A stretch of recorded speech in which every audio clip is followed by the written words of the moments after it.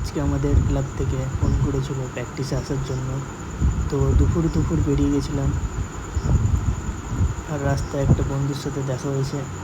ও আমাকে টোটোটা ধরিয়ে দিল। টোটো ধরেছিলাম, কিন্তু রাস্তাতে টোটোওয়ালার চার্জ শেষ হয়ে গেছিলো টোটোর। তা একটা বন্ধুর সাথে দেখা হয়েছিল, ও আমাকে কৃষ্ণপুর স্টেশন অবধি আগিয়ে দিল, নাহলে হয়তো আমি ট্রেনটা পেতাম না।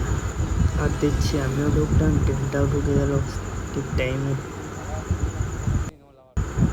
আর আমি বলতেই ভুলে গেছিলাম যে আমরা খেলছিলাম এটিসিকে কুর্মিতলা ক্লাব থেকে। আর মাঠটা আমাদের বেশি দূর ছিল না, টোটো করেই যাওয়া যায়। এটা আমার বন্ধু, আমরা একসাথেই একই ক্লাবেই খেলছি।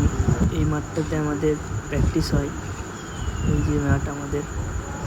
প্র্যাকটিস শেষ হওয়ার পর আমরা স্টেশনে এসে বসেছিলাম, ট্রেনটা লেট ছিল আধ ঘন্টা।